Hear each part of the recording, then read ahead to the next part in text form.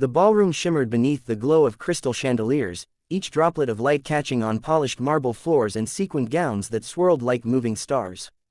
The scent of expensive perfumes hung in the air, mixing with the faint notes of champagne and freshly cut roses.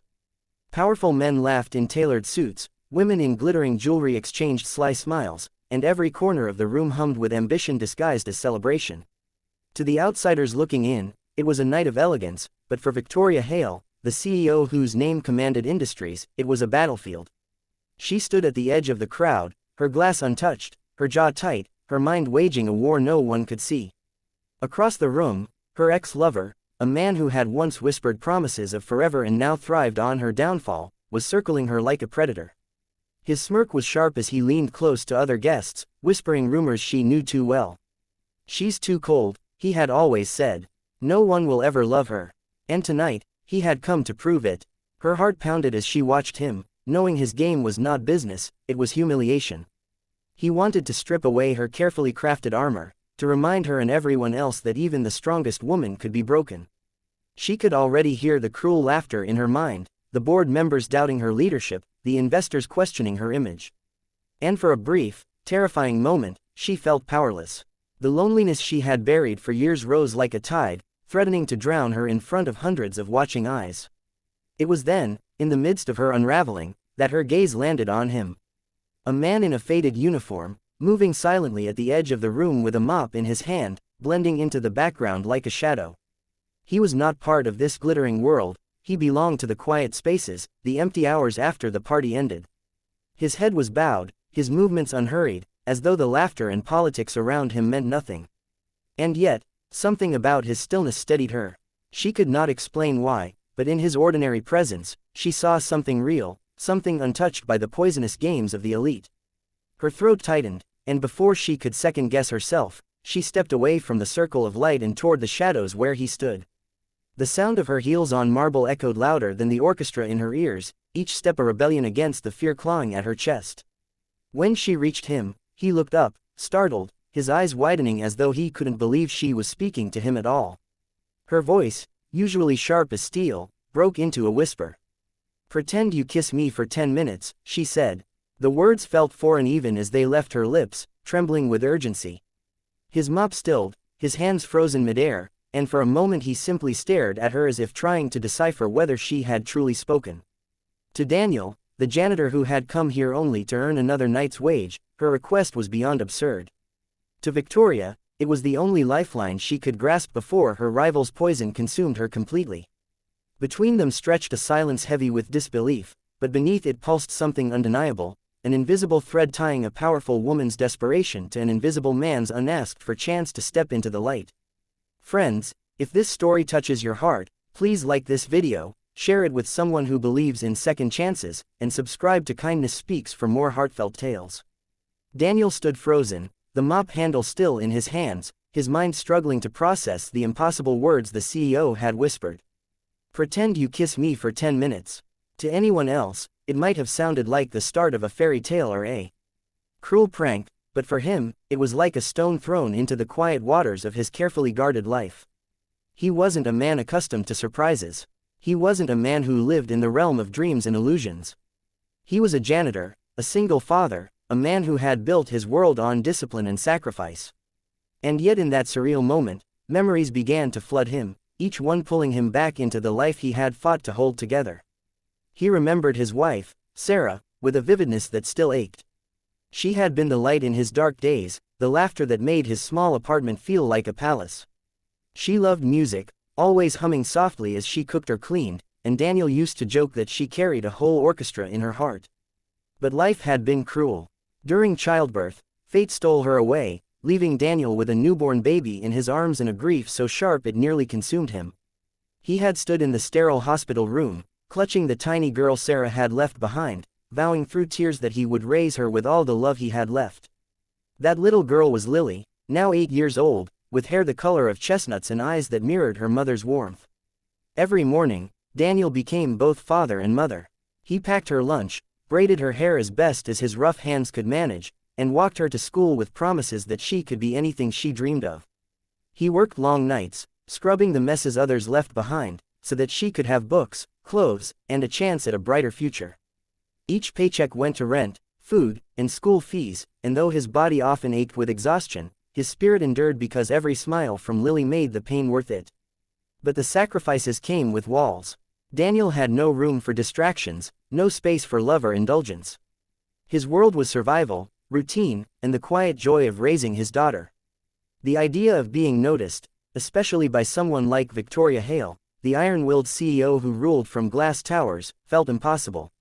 She belonged to a world of power and perfection, while he lived in shadows and silence. And yet, here she was, looking at him as though he mattered, as though in that moment he was more than a uniform with a name tag. His heart pounded as he tried to understand why fate had placed him here. He had no desire for games, no wish for complications. But behind her trembling words, he saw something raw, something human, something he had almost forgotten existed in people like her. The music from the gala swelled, violins rising above the hum of conversation, laughter ringing against the marble walls. Daniel stood rooted in place, the weight of her request heavy in his chest. He wanted to refuse, to retreat back into the safe anonymity of his work, but when he looked into her eyes, he didn't see the intimidating CEO that the world revered. He saw a woman whose armor had cracked, whose gaze begged for protection she could not ask from anyone else. Something inside him shifted, and before he could talk himself out of it, he gave the smallest nod. Victoria straightened her shoulders, trying to cloak her trembling nerves in the familiar mask of composure. Yet as Daniel set aside his mop and stepped closer, a hush seemed to fall around them. It was not silence in the room, people were still dancing, still gossiping, but in her heart, there was only the sound of her pulse thundering in her ears. His presence was unpolished, nothing like the powerful men who usually filled her orbit, but his sincerity disarmed her. When his hand brushed hers lightly, not demanding, not rehearsed, just steady, she felt something she had not felt in years: safety. At first, it was awkward. Daniel moved cautiously, as though every motion was borrowed, unsure whether he had the right to stand so near. His breath was uneven, his hands trembling faintly from nerves, but he held himself upright, determined not to falter. The crowd around them noticed, whispers rippling through the glittering hall as the janitor and the CEO stood together in a tableau that made no sense to anyone watching. Yet within the strangeness of the act, there was a truth neither could ignore. Victoria tilted her face upward, her lips only inches from his, and for a heartbeat, the world blurred. The rival who had tried to mock her paused mid-smirk, confusion flashing across his eyes. He had expected her to crumble, to shrink under his shadow, but instead, she stood tall with someone by her side, even if that someone was the most unlikely man in the room. And Daniel, though overwhelmed, did not flinch.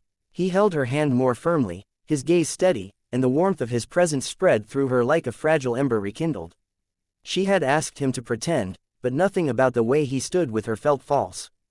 The kiss was not about passion or spectacle, it was about dignity, about shielding her from cruelty, about reminding her that even in a world of ruthless ambition, sincerity could still exist. For 10 minutes that stretched like forever, she was not the cold CEO, and he was not the invisible janitor. They were just two souls standing together, filling the hollow spaces of each other's loneliness with something startlingly real. And when the music swelled to its end, Victoria realized she no longer knew where the pretense ended and the truth began. The following morning, Daniel tried to convince himself that the previous night had been nothing more than a strange dream.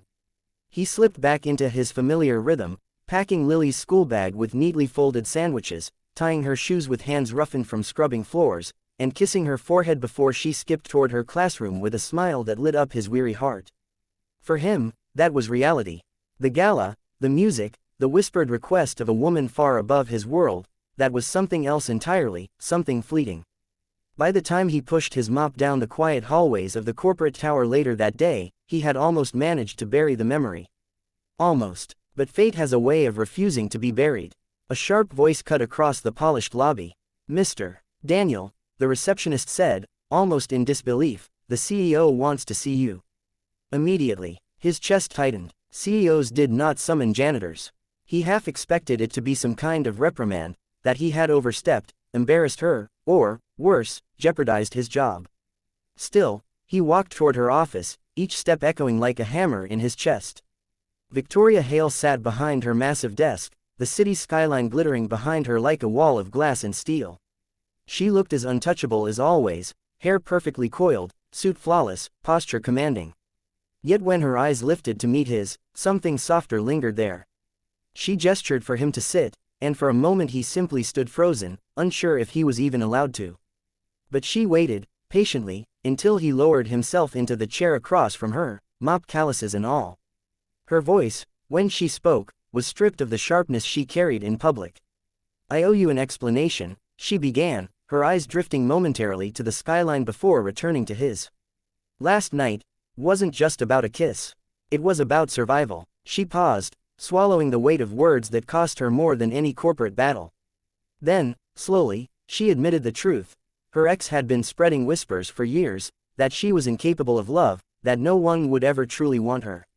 He wanted to destroy her reputation, not in the boardroom, but in the fragile space where image and humanity collided. Daniel listened in silence, his rough hands folded tightly in his lap. He had expected arrogance, maybe even dismissal, but instead he found a woman unraveling threads she had never dared let anyone touch. "I couldn't let him win," she confessed, her voice trembling. "So I looked for someone who wouldn't judge me, someone who could stand by me, even if just for a moment. And you were there." Her words struck him more deeply than she could have known. To be chosen, not overlooked, to be the answer when he had always been invisible, stirred something fragile in him.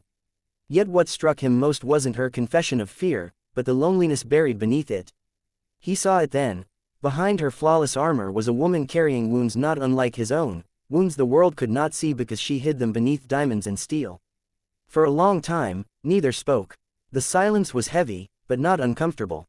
In that quiet space, something unspoken passed between them, a recognition, a fragile bond born not of wealth or status, but of pain, dignity, and the aching desire to be understood. For the first time, Victoria Hale felt like she was not talking to an employee, but to another soul who knew what it meant to lose and still stand tall. And for Daniel, it was the first time in years that someone looked at him not as a janitor, but as a man whose presence mattered. The boardroom was a fortress of glass and power, high above the city where the skyline glittered like a crown of steel. Around the polished mahogany table sat men and women in dark suits, their eyes sharp with calculation, their pens poised like weapons. At the head of the room, Victoria Hale stood tall, her expression calm but her heart braced for battle.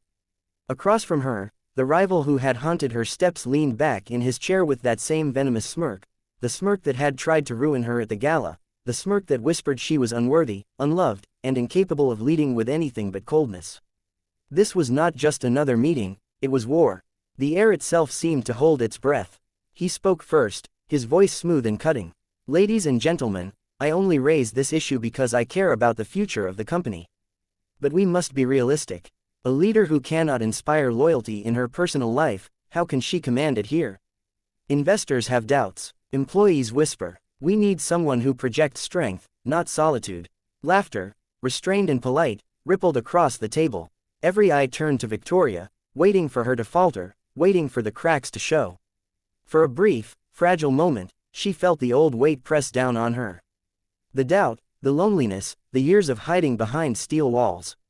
But then she thought of Daniel, the man who had stood by her when no one else dared, the man who had not judged but simply held her dignity in his steady hands. And before she even realized it, her gaze flickered to the side of the room where he now stood, quietly, humbly, in the place where assistants and cleaners usually waited. His presence was not grand, but it was solid, and it gave her strength. Before Victoria could speak, Daniel did something no one in that room expected. He stepped forward. A janitor, a man with calloused hands in a faded uniform, dared to break the silence of the boardroom. His voice was not loud, but it was steady, carrying a weight that made even the most seasoned executives still their pens. "Loyalty," he said simply, "is not built on wealth or reputation. It's built on truth." He paused, his gaze sweeping across the table. "I've seen Ms. Hale work harder than anyone here can imagine. I've seen her fight battles you'll never know. And last night, when the world tried to humiliate her, she didn't crumble. She stood tall. Sometimes strength isn't about being untouchable. It's about letting yourself be human and still standing." The room fell into stunned silence. A janitor had spoken, yet his words cut deeper than any report or financial projection. Victoria felt her chest tighten, her eyes glisten, not with weakness, but with pride. Her rival's smirk faltered, his arguments withering in the quiet that followed. In that moment, power shifted, not through money, not through manipulation, but through truth spoken from the humblest of places.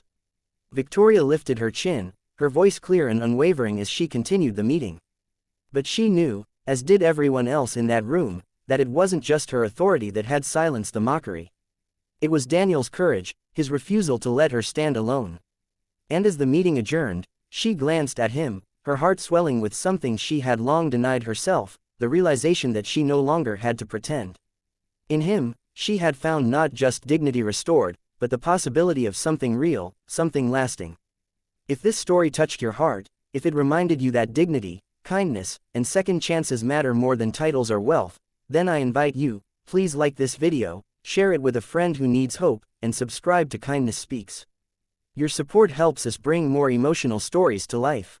And if this story moved you, let us know in the comments, we'd love to hear your thoughts. Right finger special request to comment. What do you think?